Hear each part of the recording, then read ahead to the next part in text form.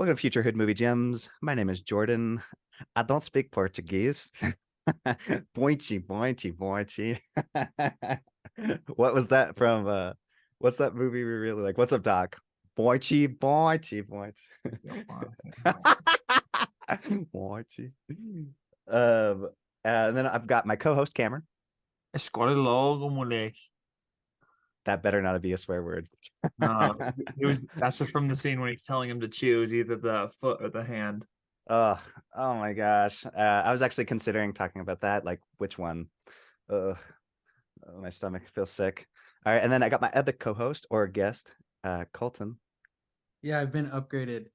to co-host. Yes. But I can't say it in Portuguese, but honesty doesn't pay. Soca. Actually, you can replace Ty. We got our new host, Colton. Sorry, Ty. Goodbye. Yeah. Today we're gonna be talking about. Oh my gosh, I forgot the title of the movie. Cameron, tell me. City of God. Cidade de Deus. Thank you. We should just have Cameron do it all in Portuguese. In case people didn't know, Cameron, and you'll probably get into this, but you spent 2 years in almost 2 years in Buenos. No, sorry, I'm saying my mission. I'll let you Brazil. introduce Brazil. Manaus, isn't it Manaus, right? Yeah. Right in the Amazon. Or as a lot of rainforest. people say in Manaus. Manaus. Manaus. I like when you say it better, Manaus. Guys, I'm very excited to talk about this movie because I was not expecting. Well, it's. I knew I was gonna like it. I just didn't know how much I was gonna like it. So I'm really excited to get into that. But first, I want to hear from Cameron because he's the one who chose this wonderful movie. Talk to us, Cameron. Yeah, I mean, it'd been on my bucket list for a while, and then Drew offered it up as an option to watch, and I was super down to watch it, especially being a foreign film like in Portuguese, and then having subtitles was really fun. Because I don't think I've ever watched a Portuguese movie. So pretty crazy that like my first Portuguese movie is probably the best Portuguese movie of all time. Yes. So it's only downhill from here. But yeah, I was really impressed and just kind of blown away at, because I also had no idea, and the poster to this movie is very misleading. It's just like this happy couple on the beach. Yeah. It's not a chick flick. Yeah, so yeah, I didn't really have any expectations going in, but I was blown away at just like, for me this had a very similar feel and impact as Grave of Fireflies, and it was just kind of like a whoa film where I was like, oh my gosh, this perspective is just like that. It's one of my favorite parts about film, is just getting like perspectives on things that like never in a million years could you ever, because even like living there for 2 years, like there was parts of this that I would see, but I mean, not to this extent. But Wait, no, yeah, you never got asked if you wanted to get shot in your hand or in your foot. luckily no. But I did get held up by teenagers, so that part definitely does check out. Yes. This gave me, and I wrote this in my review, it gave me PTSD, Cameron, of being back in Argentina in the ghetto. I was like, oh my gosh, I'm getting robbed all over again. Like the anxiety just started, like my heart started pumping. I'm like, oh no, gosh. It's horrible. Yeah.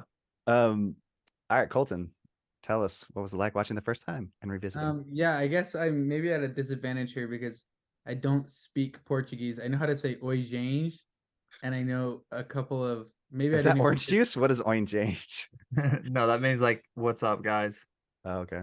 Yeah, and I never lived in, Brazil or anything like that. Like I when I lived abroad, I was in London, and that is literally the opposite of the city of God. It's where Satan abounds, and but it's a good place. Anyways, yeah, I this movie has been on my list for a really, really, really long time. I learned about it, I think, first last, or I guess 2 semesters ago now. I was in a international cinema class, and This sounds fancy. yeah, Oh, international yes. cinema. Yes. And I didn't remember what movie we watched, but somebody compared it to City of God, and I like wrote it down on my list. Slumdog Millionaire? because that's what I thought. No, I but can't. that is a good comparison now that I think about it. In terms of color, especially, I think. And I guess just content. Um, but anyways, yeah, so it's been on my list for a long time, and then when Drew suggested it, I definitely leaped at the opportunity to watch it because I love Drew very much. He has such an affinity for westerns, and Oh, really? I didn't yeah, know that. he makes the most interesting choices when it's his night to watch movies. Not anything against him, but um anyways, so yeah, I was so thoroughly impressed. Loved it. 5 stars. It's in my top 20. I think, I mean, it is a hidden movie gem. Um, so it's very apt for the podcast. Is this a part where I'm supposed to say something I like about it, or? We'll get into that in a second. I Oh, just want to really quick say what it was like watching my first time. So, yes, Cameron said he was choosing this, and I'm like, all right, well, it's been on my bucket list forever, so it's about time I finally watched it. And I'm so glad I did because I maybe even like this better than Slumdog Millionaire, which actually Slumdog made me obsessed with Danny Boyle. It was either that or 127 hours. Uh, Now that I think about it, it was 127 hours. But then Slumdog solidified that, like, I love this director. He's my favorite director ever. But after watching this, I'm like, I need to watch everything this director has done, which it apparently was actually 2 directors that made this one. And I I the style I love. I mean, and like maybe that's something that you can almost look past because there's so much other stuff going on. But goodness gracious, I love his cuts. Like there was even a moment when the kid like cocked a gun and it changed the cut just took him cocking it and then it went right back to another cut. And I'm like, this is like pure eye candy for somebody like me. It was so good. It just felt very sporadic and hectic, and you really feel like you're living it in the slums with them. So I absolutely love this film. And yes, I'm like teetering on, is it going to make my top 100? I don't know yet. I need to rewatch it again, but definitely top 200. Love this movie.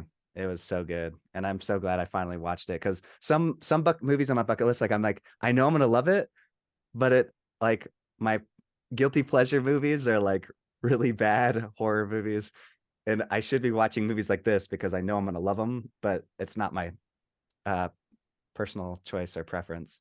So, but yeah, getting back into two favorite things, Cameron. I think my like the reason I love this so much is it's very reminiscent of kind of how I feel like I tell stories as well. And I just think the storytelling like style is really fun because it almost feels like you're just sitting down like at like some party or whatever, and then there's just a buddy next to you who's been like living in the city for a while, who's just essentially explaining to you everyone at the party. And so he's kind of like, oh well, so this person is like friends with them, but then they kind of had a falling out, and the reason they had a falling out is because of this person. Oh, let me give you backstory on him.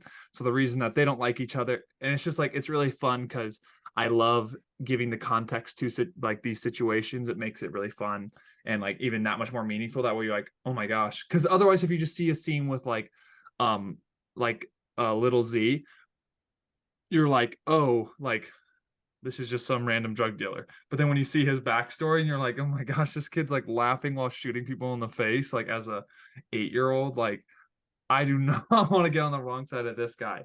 Yeah. And so I think just like a lot of the context, it makes a lot of the scenes much more tension filled.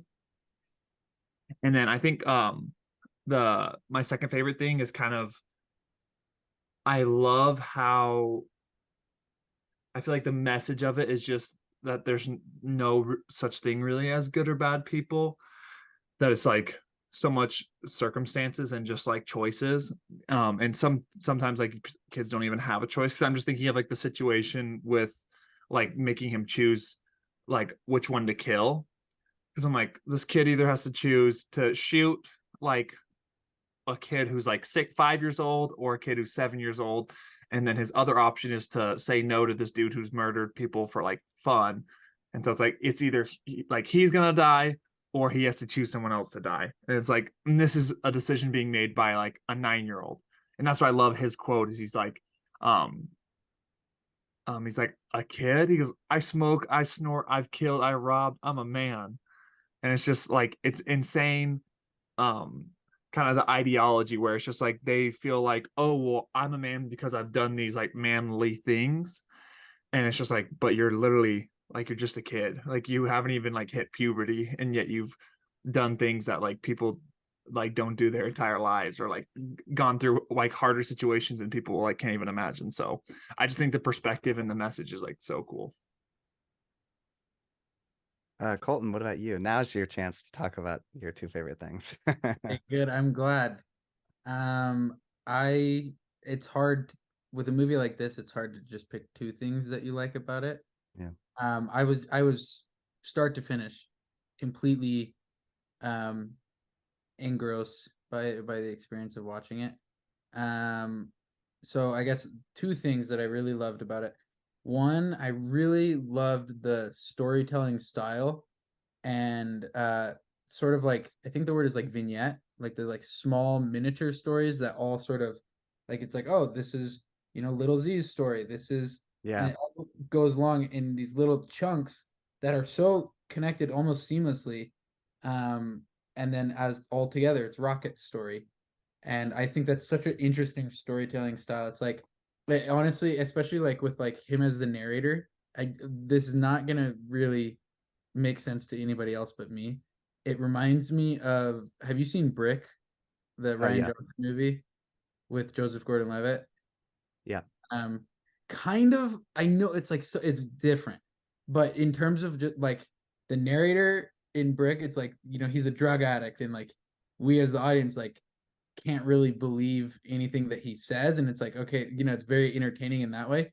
This is just a kid like who has a camera or who gets a camera, and for the most part he just likes a girl and wants to in such like a chaos of this underground like world of crime and drugs and all this stuff. And I just yeah, so the storytelling style I think is the first thing that just like stuck with me. And the second thing I was really like struggling to put words to it as I was thinking about it earlier, but something Cameron said kind of helped me put words to it. I was gonna say I love like the aesthetic or like the packaging of the movie, but what I intended to mean with that was I love so much how it's a loss of innocence story wrapped up as a coming of age film. And I think that's so cool. Like even the color, it's like yellow and it's bright. And the name of the movie is City of God. And the picture on the poster is, this guy getting a kiss on the cheek at the beach. Like it looks so much like a coming of age story, um, and even like the little moments of humor, or you see these moments of these kids just like enjoying life, like they're playing soccer, and then all of a sudden, the three older guys come in and they have just like committed a very serious crime, and then they're like trying to play soccer but like act like they don't know that the three criminals are right there, hiding in the soccer game. Like it's so like I don't know, like there's moments where you forget like that you're watching a such a heartbreaking story. Mm. You're just like, oh, it's these kids like experiencing life. Like that's so nice that this girl thought of him and gave him this camera, and then it's like, oh, what's he taking pictures of? Oh, this guy's dead body full of bullet holes. Like it's I love that so much because I don't know, it's so This teenager got murdered by a bunch of elementary age kids. yeah, yeah. Hold on, I have a perfect example right here. Oh yeah, that picture. Yeah, That was the most intense moment. He's just yeah, smiling while he's murdering people. exactly. Um, so I don't know. I guess maybe I'm rambling now, but I just love that so much that it's like I don't know. Like it shows it's such a accessible way to like um connect with such a horrible, horrible, horrible experience and reality of our world and the lives of people across the world. It's like the same feeling watching Lahain and or Return to Dust if you've seen that one, where it's just like these people who live very different lives from me in a completely different world. And, you know, I don't know. I just loved so much how, I don't know. It's Well, again just loss of innocence wrapped up as coming of age. And I'm completely rambling now, but it's such a cool way to present that story. oh no, totally. I was just thinking like because they do still a lot of the same stuff we did as kids, like you said, like play soccer and stuff. And so it's so bizarre to see that. And then you're like, oh, wait, I can connect because this is the kind of stuff I did too when I was a kid. But then all of a sudden on the other, the like essentially on the other side, the kids are like, you know, stealing and robbing and murdering and stuff. And it's like, this Yeah, is so exactly. different. Exactly. Like he's like a 14-year-old boy and he's like talking about how in love he is with this girl. And you're like, oh, that's cute. Like first love story. And he's like, oh, I'll do anything for her. And he goes to, you know, buy her weed. And like he ends up like in this really like perilous situation with, you know, people coming into the apartment where he's buying weed. And like, I don't know. And it's just so funny because it's like the setup and the payoff are like, like coming of age. And then it's like, boom, crushing, like horrible experience that we would need decades of therapy to get over. And he's just like, no, I have my camera. Yeah. Which actually that kind of segues into my two favorite things is the very just feels very real, gritty, raw, just um unfiltered. Because I feel like Realistic, you could say. what? I said realistic, you could say. Yeah, really realistic. Uh, I love when Cameron says that. I just I love feeling immersed into things, and this movie did it perfectly. And honestly, that's why I love. And I brought up Slumdog Millionaire because like I compared it to this because it reminds me so much of this, but I almost like this one better, where it's just like it. Not only did it immerse me, but I just I like using the word unfiltered is a perfect word for it because you see everything they go through, like you see the murders, all the horrible things, and it doesn't shy away from that because I feel like too many other directors would be like, oh, we can never show a kid getting shot, but it's like this is the horrible atrocities that actually go on. It reminds me a little bit of is it called The Good Lie, where it's the kids in Africa just walking around with machine guns and stuff. It's just horrible atrocities, and it's crazy um just to think that this kind of crap is going on in the world. But um I just love that we get to see that. And I hope it brings about like, oh, like for me personally, I just think, oh man, the things I complain about in life are nothing compared to what other people are going through. And honestly, I think anybody that complains about, you know, life's problems should spend time in other countries. I think I don't know if it was the same for you, Colton, in London, but I imagine so. Just seeing outside of your own life and culture, you're like, wow, I'm really spoiled. Like, holy cow, I love living in America. That's all I can say. Just not saying that there aren't bad areas here in America, but goodness gracious, when you watch this, you're just like, it makes you grateful that you're not terrified of little children. These kids are the scariest kids. I would. I work with little children uh at like a pediatric doctor's office, and I am terrified of children, but in a different way. Okay. That's I'm only I'm joking mostly, like uh, 85%. um, yes, well, my nieces and nephews, sometimes they terrify me, especially Alex's kids. Sorry, Alex, but I'm worried one of them is going to kill the other. um, but this movie, and then going into my second thing, which I've already mentioned, is the style. I just don't get sick of this. I'm so excited to watch more of his work and hers, because holy cow, it's electric. This movie doesn't stop. It just feels like it goes at 100 miles an hour. And um I just you were talking about how they told the story, Colton, and it felt so electric. Just like as soon as it like started to slow down a bit at the end of somebody's story, it was like, oh, let's start over at this person's story and let's hear all the crazy stuff they went through and why they're at where they are. And you're like, holy cow.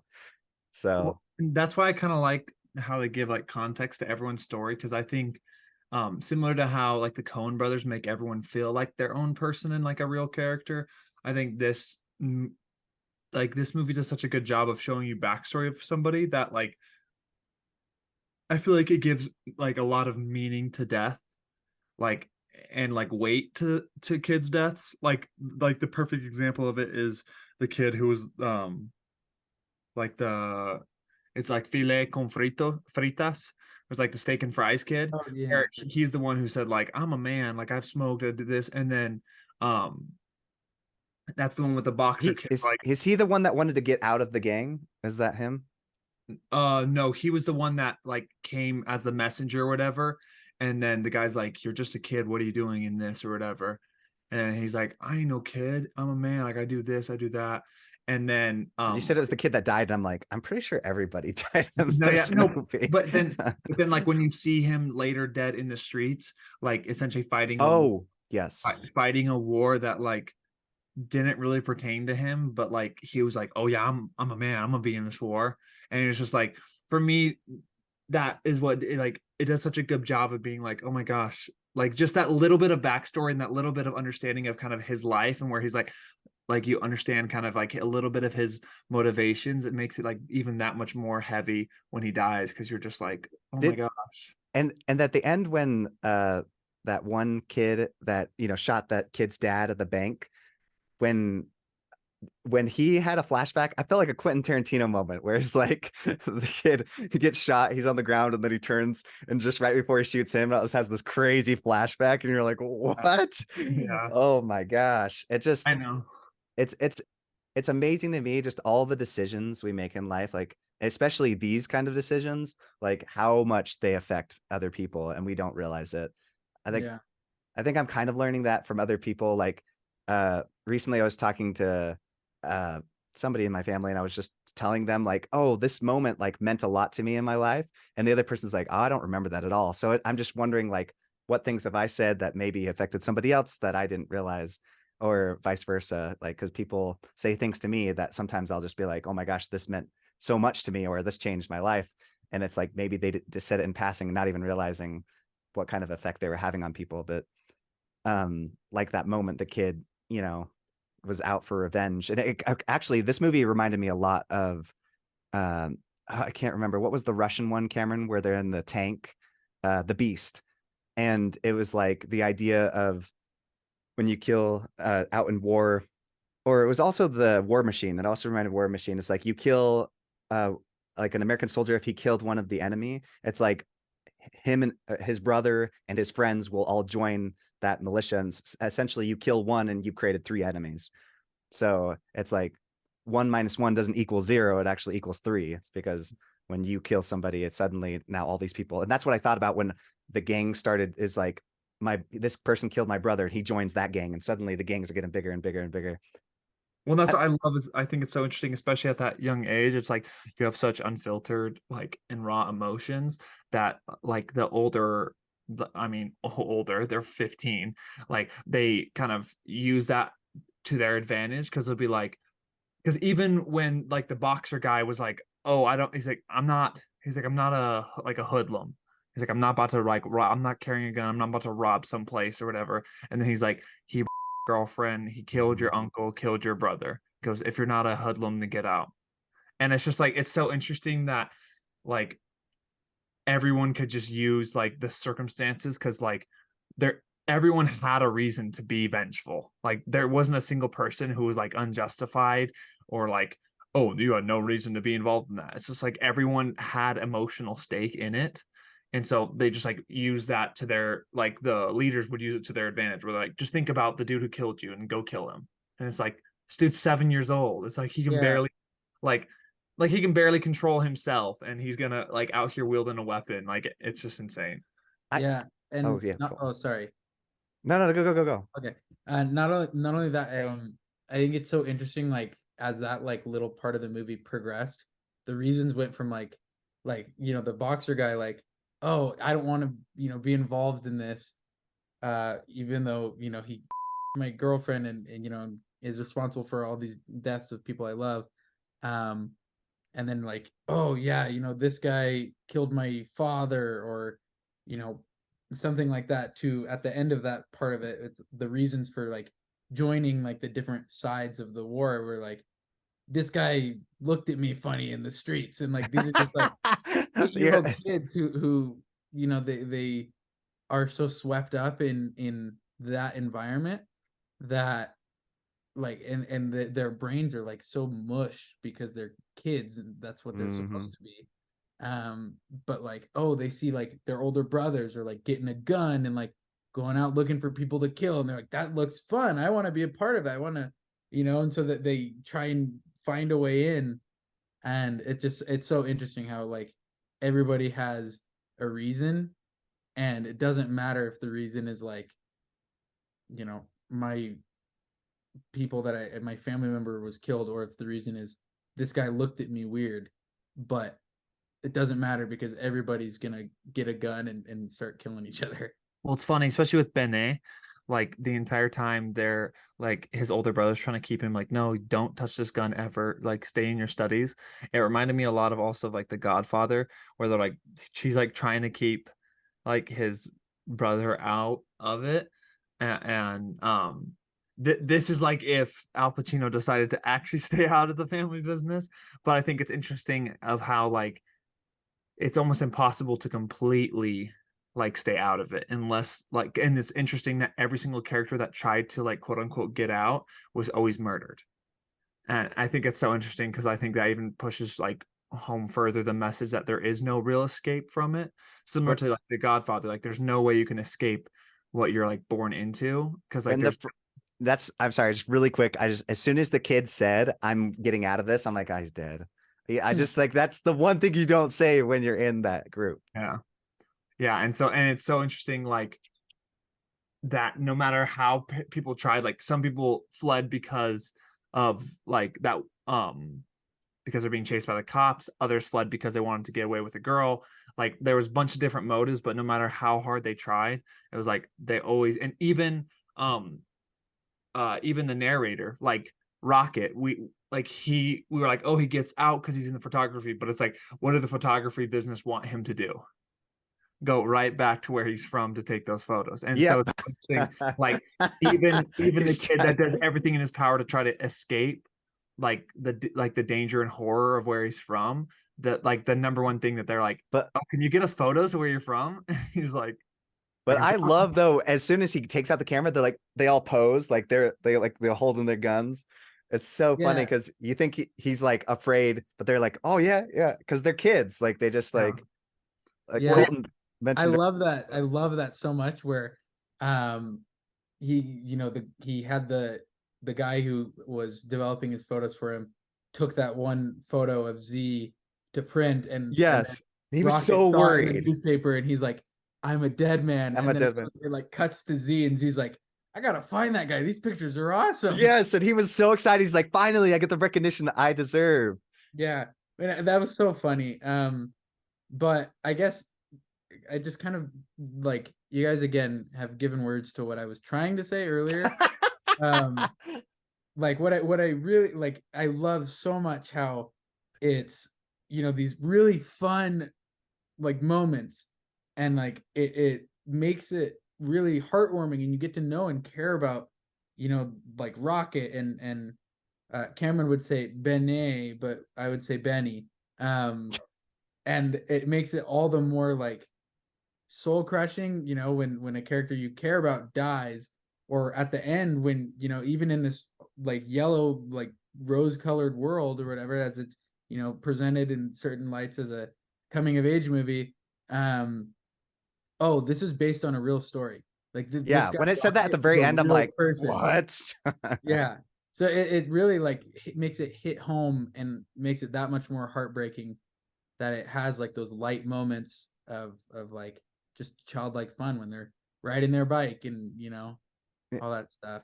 I don't mean to get religious here, but we were talking about missions, and then I was thinking about I just love at the end the kid ended up dying basically the same way he like because he he would shoot kids and have the other kid shoot somebody, and then at the very end he got killed by that gang. I was just thinking of Noah when he like burned Abinadi at the stake or whatever, and then he said you're gonna die the same way I do. I just love that kind of like something. It's kind of not a foreshadowing, but it's like basically what goes around comes around. Repeating itself. Yeah, history. Thank you. And it's kind of like basically your sins coming back on you, just all that nasty stuff finally catching up with you. It's like you can't outrun it. It's eventually going to catch up with you. So I just thought that was a perfect ending to his death, which is crazy that it was real, but it's just, and then it just made me sick to my stomach too when he's like, as soon as they show up behind the scene with the police, they just like let him go. It's like, oh my gosh, like you finally caught the biggest gangster like you've been chasing after. Well, chasing, like they haven't been really. They're just making an appearance that they have. It's just so corrupt. It's just crazy. What a film. And I think one of my favorite things is like kind of also talking about like just how they showed death. I think it's so interesting also the fact that like I love also how it shows just how quick and like jarring death can be, especially like when it's not like from illness or something like that, but like by like murder or like tragedy. Because I just think it's so interesting. Like a great example is just the wife who's killed like by her husband, beaten to death by the shovel. It's just Oh like yeah, it's just like that's crazy. you see her one scene and then the next scene you just see the husband being taken away. Wait, speaking of people just disappearing, that main girl, did she ever make an appearance again? Or after that? No, she just disappeared. I'm like, is that just how life is? You're just like 1 minute they're in your life, the next they're gone forever. Like, yeah, well, and that's been the crazy thing is he probably doesn't even know if like she's alive. You probably are like, well, maybe she's alive. Like, I don't really know. especially back in the day when it's not like they had like Facebook and stuff. It's Yeah. like you And so never it's like, seen yeah, them. she probably went to like a different slum and whatever. But like, yeah, it's just things like that it's just like it's so insane how quick the death is too. Because even like Benet, like when he dies, you're just like, what? Like, are you kidding me? Like he gets shot at a dance and he's just gonna die.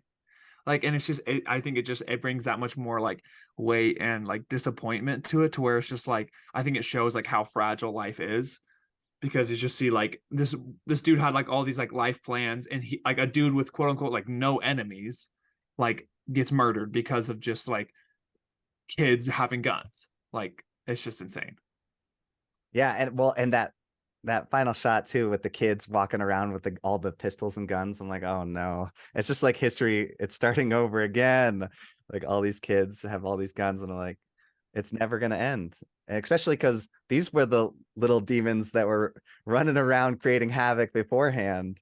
And like the whole beginning intro to the whole city of God and him talking about how like amazing it is. Like for a second, I'm like, what an interesting society. Like I'm almost like it seems like it works. At least it works for them. Like this is not a society in which I would want to live. But at the same time, it's like Organized chaos. yeah, exactly. Or I love that's a great word for it. Because it's like, oh, everybody's in their respected parts, and even the people, like they all know the rules. They're like, okay, this is how you're supposed to live. And then if something goes wrong, they're like, they reached out to the gangster and they're like, hey, these little demon children are making havoc at my store. Can you do something about it?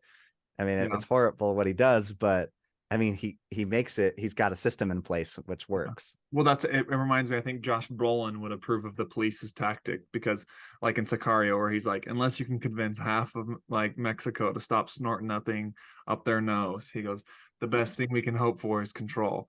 And so I just think it's so interesting, like that ideology of it's just like there is no right answer, and so it's like because you can't just go in and be like, hey, stop killing each other, because it's like it's a cycle, and so it's like no matter what is happening, like it's almost impossible to do anything to like make a true change. Yeah. All I've got to say is, Jordan, this is specifically to you. If at some point I do go missing, please remove Cameron's rug from our living room and dig and see if I've been buried there. Tell my story. Cameron's Yeah, a psycho. I was waiting for Jordan to say that Little Z reminded him of me. No, actually, what I was going to say, thank you for mentioning Little Z. So he actually, I was going to say he's actually up there with, I was going to say best psychopaths in comparison to Goodfellas, Joe Pesci's character. Like, because, he Or just am I so. a clown? Funny how? Yes, that scene. So terrifying. Even Joe Pesci admitted that he's like, he's like, he is the most terrifying person. Like, I would never want to meet him. Because he's short, and so he has to Oh cover. my gosh. Well, yeah, he's just like so. Oh my gosh, he's so scary. Like, Well, um, that's what I think makes him such a good like crime lord slash drug dealer, is because he like abides by like essentially only his own rules, even though he has like a set of rules. What's crazy is he essentially just like everyone else has to follow those rules, but he can adjust them to whatever he yes, like. yes. And so he's so sporadic with killing that you're like, in most moments Well, you're like, oh, he wouldn't kill somebody just in public, and you're well, you like, see, it's like, and he's got a moment where it's like everything is, I don't know the word, but he's just kind of like coasting basically. Like at the beginning, he was a crazy manic kid, but then eventually he started to like satisfy that urge of violence or whatever. But suddenly, as soon as his friend left, it was like, I was like, oh no. Like once his friend leaves, he's got nothing to tether him to reality. He's like going to go off the deep end, which he did the second he ran up to, because he tried hitting on a girl. And then when it didn't work out, he just went straight after the boyfriend and just made a nightmare for him. And then that's when everything just went well, that's completely what's out of crazy is I'm like, you're gonna murder a dude's family because he's too good looking? Like, what the fudge? Because Which, his girlfriend turned you down? Like, to be fair, I've had similar thoughts, Cameron. When I'm hanging out with you, you're too good looking, so I need to kill Jordan. Oh, wait, what do I need? Oh my gosh. Sorry, that's just how it works. Um, funny. yeah, so this was an amazing, amazing film. I'd only recommend to people that can handle like the pretty rough, Yeah. it's an R rating. So But yeah, um but if you are like, especially if you like things like Hotel Rwanda or like $1 Million Baby, or not Slumdog million, Millionaire. yeah, or also like Lahain, I feel like this is also kind of up that same vein of just like a snapshot into the life of these people that you're just like, holy cow. And I know you said, not everybody is evil, but I don't know. This kid he's pretty, I don't know. He might have sold his soul. He's pretty freaky, Cameron. I might have to disagree with you there. But Cameron, what have you seen lately? What are you looking forward to? So Jake has been pushing Arcane on me, like Oh, I cocaine, for started the it. past like year Have and you a half. started it yet? So yeah, we watched the whole thing this weekend. What? Just don't spoil. I haven't finished it, but I was really impressed because I wasn't super wanting to get into it because it was like, as soon as it had the League of Legends slab on it, I was like, oh brother. yeah. Um, so I wasn't like super interested in watching it, but I was kind of explaining some of the story to Colton. It reminds me honestly a lot of Game of Thrones, of just like there's so many moving pieces, and like it's honestly kind of similar to City of God. It's like you got to know who to please, like where to sacrifice a little, like when to kind of push, be more aggressive. And it's just really interesting. I love kind of like the power struggle even within like the undercity, and then also on like the upper city. And overall, I thought it was amazing. It ends like so crazy. I mean, I really hope they make a second season. I thought the characters also were like, everyone was really complex and like multidimensional, to where it was like, even like bad characters, you're like, okay, I see where they're coming from, which I think that's great writing, is like, because I think some, like, especially in TV shows, too often it's easy to just say like, oh, these people are evil. But like, I feel like majority of characters, except for Joffrey, he's just 100% evil, and if you relate with him, I hope you die. Um, but like, because even characters like Cersei, it's like you can see levels of like, oh, she just cares about her family. Obviously, she's like a power hungry whore, but She like, really, really especially cares about Jamie, her brother. very Like much, she loves really her cares about brother. him. And so it's like, I was just really impressed overall at like the writing in the show. It was really fun. And then I also watched Neighbors. I like the silence that follows that. It was a movie. Cameron, I'm serious. Like me and my wife, after we watch all the best comedies, like we're like, all right, well, what's left? The Neighbors is left. Yeah, and yeah, if you want to watch the movie, watch the trailer, because the trailer is the movie. Yeah. Because we watched the trailer and I was like, oh, it actually looks really fun. And then every funny scene that was in the movie was in the The trailer. trailer, yeah. But yeah, I mean, the message was like surprisingly kind of heartwarming at the end, but Yeah, some Are weird. you gonna get a job at Abercrombie and Fitch, Cameron? Just out Yeah, there without it's your like shirt on. your body's essentially built like a giant. And then I rewatched Scary Movie again for and It looks like your rating went up. no, it Oh, stayed. stayed at 4. Okay. Yeah. I just watched it with the cousins and we were crying. Oh my gosh, dude, that there we rewatched multi. Yeah, I can't. Yeah. And then also the secret scene, man, we were crying. Um, and then I watched One Flew Over the Cuckoo's Nest. Um, Nurse Ratchet. what? Nurse Ratchet. Yeah, Yeah, like she's the worst. I feel like this was it's a really interesting perspective kind of on like the mentally insane. Um, and I could see and like performances are all excellent. Um, I just feel like I'm not the target market for this. And like I feel like if I watched this like when it came out in the 70s, I would have been like, oh my gosh, this movie is revolutionary.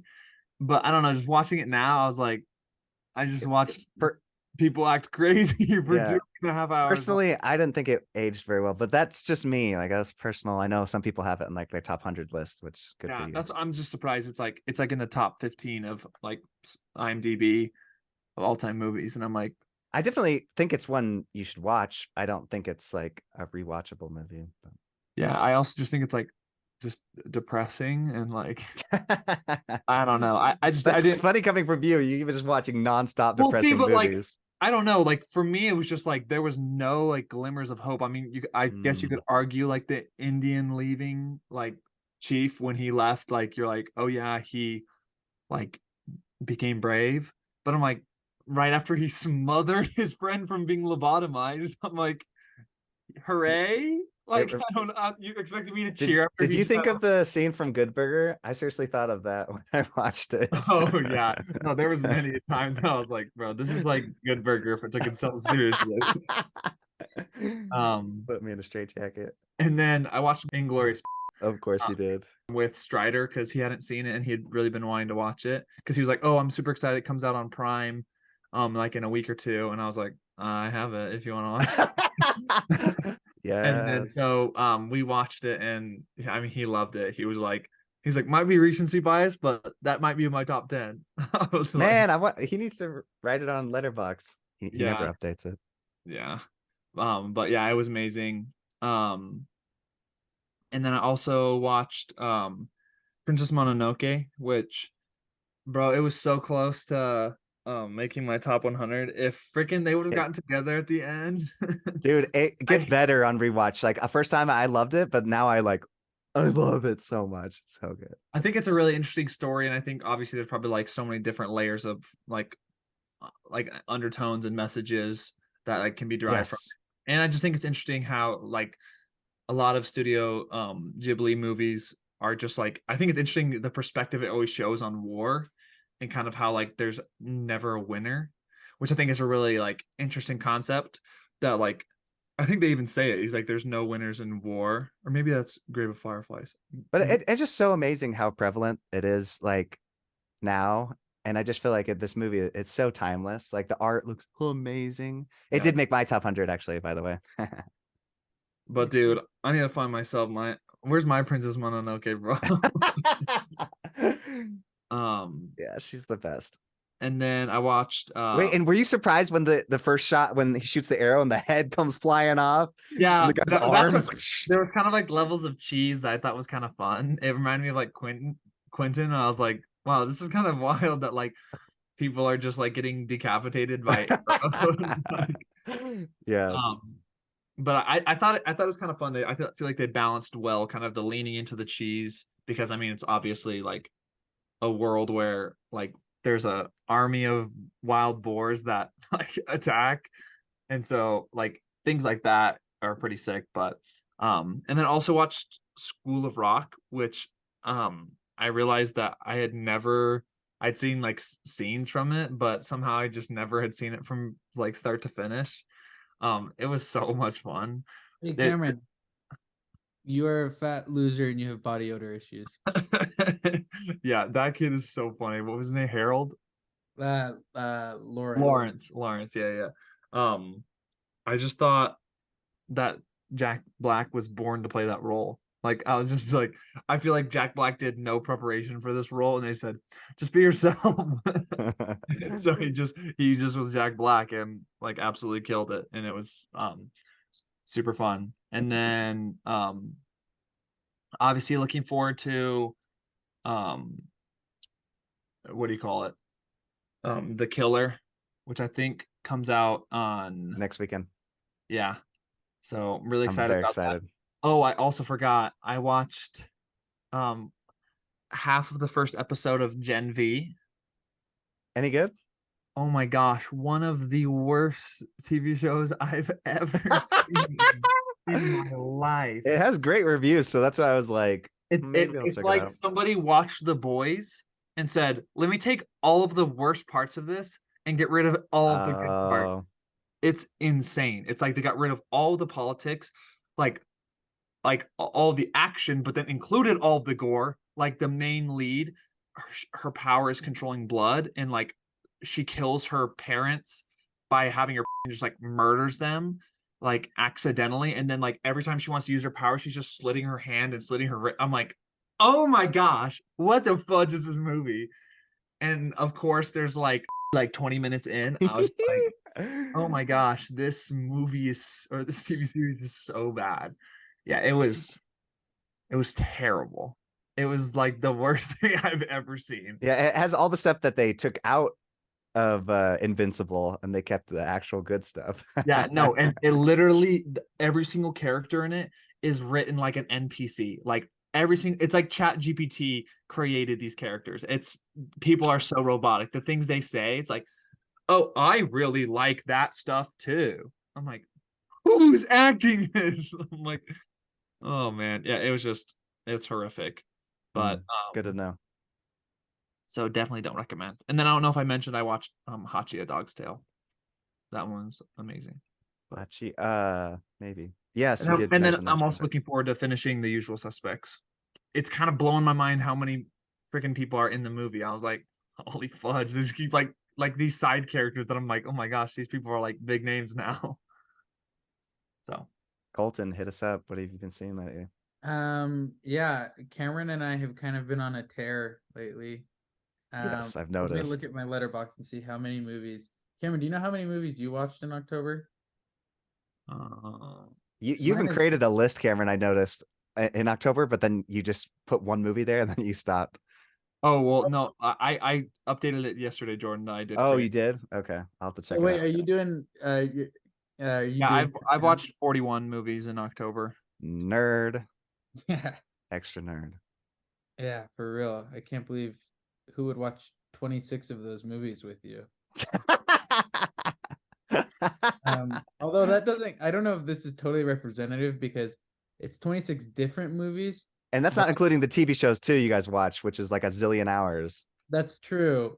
And also doesn't include the 3 times that I've seen the Taylor Swift Eras Tour Oh movie, my gosh. You're and 3 times now. That's also the 2 times this month Psychological that I help. watched Before Sunrise. I watched that twice this month, oh and then my I also gosh. watched. I never add it to my list anymore because I watch it so frequently.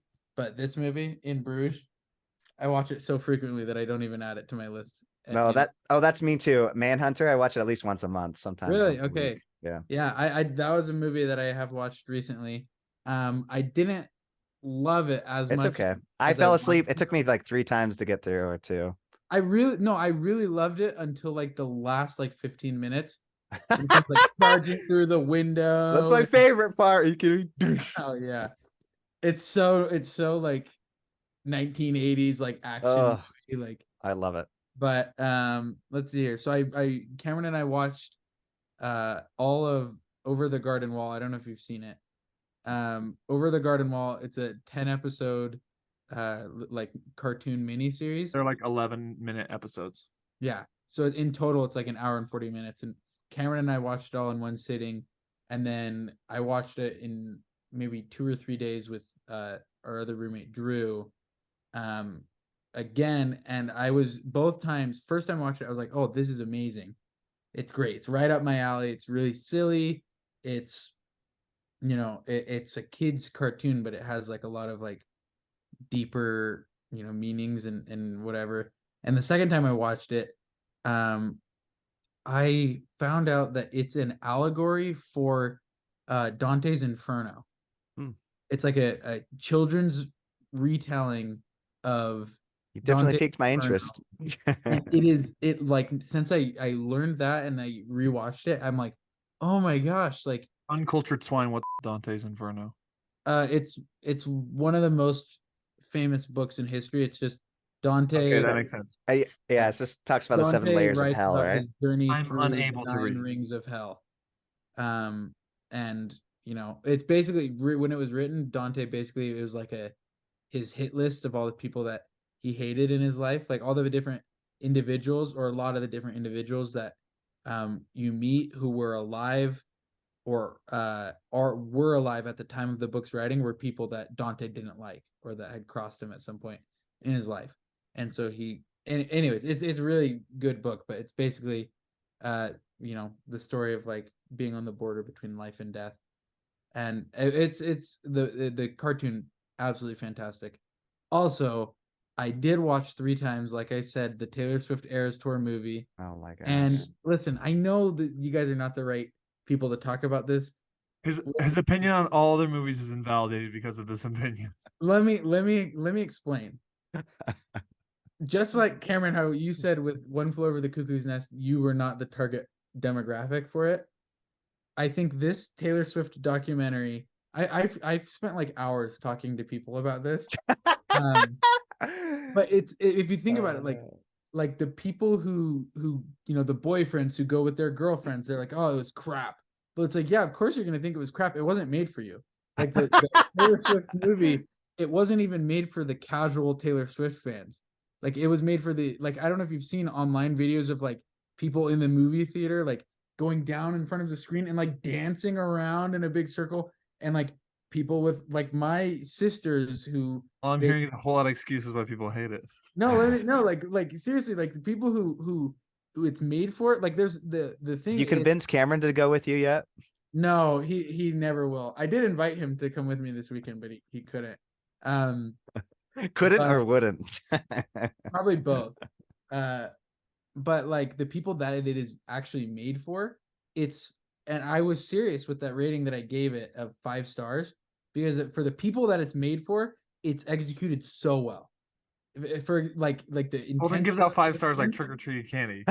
It's no like I know that you guys are never gonna see it the same way. And that is okay. That is a-okay with me.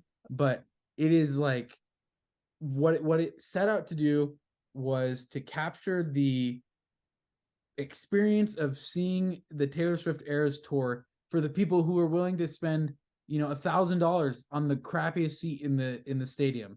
The people who were dedicated that much to go seeing her live. And I think it executes that really well. It definitely recaptures that same energy of the concert.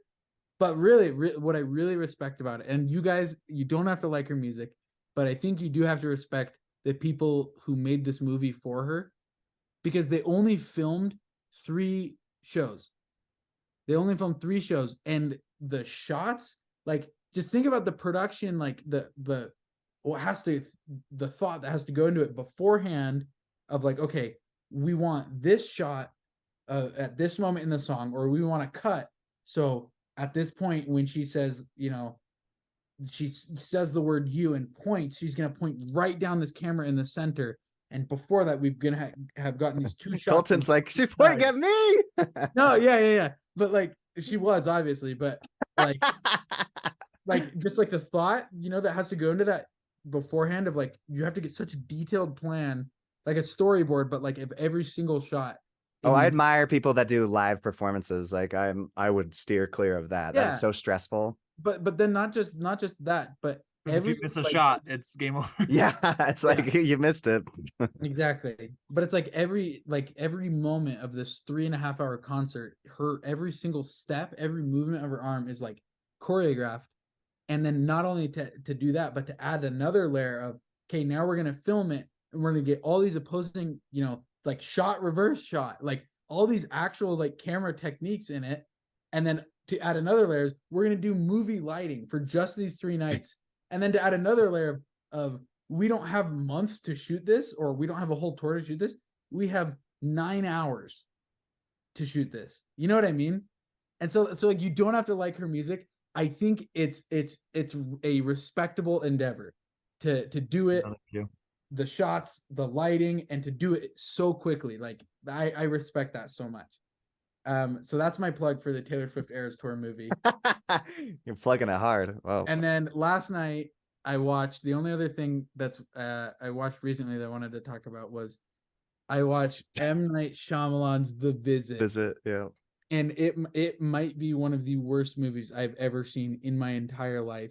It seriously felt like Scary Movie, but if Scary Movie was trying to be an actual horror movie. It was awful. It was so, I don't understand M. Night Shyamalan. Like I enjoyed Signs, except why are the aliens there? Why not go to any other planet besides Earth, which is mostly water? Yeah, I mean his films are, yeah, when you try to like make sense of them, it's fun to pick them apart, but very like, just easily picked apart. Or The Sixth Sense, like, oh, you know, if I'm dead and I try to have a conversation with my wife and she responds but not directly to me, that's gonna be the only conversation I ever have with her. I don't know. I have such a thing against M. Night Shyamalan. And I love his this movies. movie Minus that one. that. That one, no. It's absolutely horrible to me. Honestly, the most scary part of this Still movie. probably better than the Avatar movie. Oh, really? I'll never watch that. Who did he direct that? Yeah. Oh my god. That's basically what tanked his career. Yeah. Jeez. Yeah. It ruined one of those beloved franchises ever. Yeah. He was given gold and he's like, let me make fool's gold out of it. Yeah. Oh, also I've been watching the Avatar series with Cameron. I'm thoroughly impressed. I think there is definitely a bit of filler, but it's because it's like, 24 episodes this season. Wait, you said the Avatar series? Mhm. Yes, so good. But it's good. I'm enjoying it. But yeah, The Visit, 0 stars. Where are you at in Avatar? I'm season 2. Oh. Yeah, and honestly, Cameron, that reminds me a lot of Princess Mononoke. I just love, like, because I always feel like people are constantly fighting with each other. It's just so fascinating, like the different cultures and, like, people have history, and so it's like that's why they're just constantly butting heads. It's so interesting, fascinating. I loved when what's the main character's name? Ming? No. Aang. I love when he lies to the people about their history, so then they're friends. I'm like, yes. Yes. Like, does it really matter? Does it? Yes, it doesn't matter. Goodness gracious. It's like, you guys can be friends. Why are you always fighting? Sorry, but what do you want to finish on your thought? No, that was it. I was gonna ask you, Jordan, what have you seen recently? Okay, well, I saw a couple things. So thanks to Colton pushing Phantom Thread, I mean, I watched it way back when, but I rewatched it again with my wife. I love it, and it's a perfect movie to watch with your wife, because then you're like, see, I'm not as insane as this guy. Yeah. I'm not. Oh, I was about to spoil it. I'm not. Oh, don't spoil it. Yeah. I'm not doing this thing to you, so yeah, we have a very healthy relationship. That's actually a really good idea. It's a great date movie, especially if she thinks you're picky about stuff. Like Daniel Day-Lewis, so great in that movie. I know, a perfect last film. Made me enjoy Vicky Creeps, the female lead, the she was great too. Character to Reynolds Woodcock. Yeah, great movie. Sorry, it's in my top 20. Yeah, no, I love it, and I mean, it's not as good as Punch Drunk Love, which I watched a couple days before that. I know it's not your favorite. What's the director's name again? I can't. Well, Thomas Anderson. That's my least favorite Paul Thomas That is so funny. It's my favorite. It's in my top 20. It's so good. You're crazy, Colton. I had such high expectations. Oh, too high. Yeah. Because I love Adam Sandler. I got the Jewish ancestry, and that movie I thought would be like one of my most favorite. Maybe I just need to rewatch it. Yeah, with expectations down lower. Because it gets better on rewatch. I love Punch Drunk Love. Cameron, you recommended Outlaw King. Finally finished it. I enjoyed it. It's not as good as Braveheart, which I need to stop comparing every The medieval. Scottish film doesn't Yeah. mean it's gonna be Braveheart. Well, but it literally it basically starts a little bit before, but like right as what's his name, Wallace dies, which I thought was kind of fun. I was like, oh, we get to see what happens after. What was the repercussions of that? I Yeah. love that. That was very Cool. fascinating. For me, it kind of reminds me of like if Braveheart and the King had a baby, and it was like slightly worse. Yeah, I kind of got bugged by his wife, the girl from Midsummer. I don't know why she bugs me. Like I love her in Midsummer, but Florence she, Pugh. is that her name? Yeah. Yeah, I'm sorry. I'm trying to look her up. I don't know. Anyways, She's wonderful. She's also in Oppenheimer. I loved her in Midsummer, and she was in Oppenheimer. Yeah, she was for like a third of the film. That's right. Oh, she was the wife. I enjoyed her in that. Okay, so it was just this film that She wasn't the wife. She was because she was like all like upset that they were married and stuff. And I get it. I'm like, but you're with Chris Pine. Like he's not an ugly dude. Like he's a good looking guy and he's a good person. Like, anyways, I mean, she realized that later on. And then she arranged marriages. Like I know it was an arranged marriage, but still, like, no, that's what I'm saying. I'm saying like for arranged marriages, she got yes, a good deal. Yeah, she did. I was gonna say, I'm like man, an extremely good looking dude who's not a slob and isn't gonna yes, especially during the time. I'm like, you can't get a better. Literally, what I was thinking. I was thinking if this was Northman, I mean, he would have just. I mean, yeah. Yeah, or anyone in Game of Thrones. I'm like, yes. I would have and then fed you to his dogs. Like that's literally what I was thinking. I'm like, you got it really good, lady. Holy crap, he is such a good person. But and I wondered how accurate that was, or if they just wanted the audience to like him. Something to think about. I also rewatched I Don't Feel at Home in This World Anymore. I don't know if you would like this, Colton, but it's a dark comedy. You do love In Bruges, so I mean, then again, I don't want to compare it to that because then you're gonna be like, oh, this is nowhere near as good. But it is kind of has a Coen Brothers feel or Martin McDonagh script-esque. It's not as good, but it is, in my opinion, is very good. As far as like indie.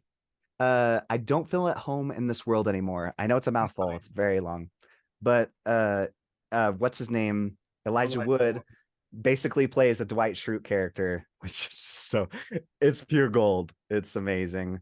His ninja star scene is so funny. Yes. Oh my gosh, it's very dark and brooding. And then I watched Cameron. Another recommendation from Cameron, Sound of Metal. Gosh dang, I cried multiple times at this movie. Oh, so great. Oh my gosh. Riz, that's final shot my top 10 performances. Riz Ahmed. Oh, I believe that. Yeah, I can second that.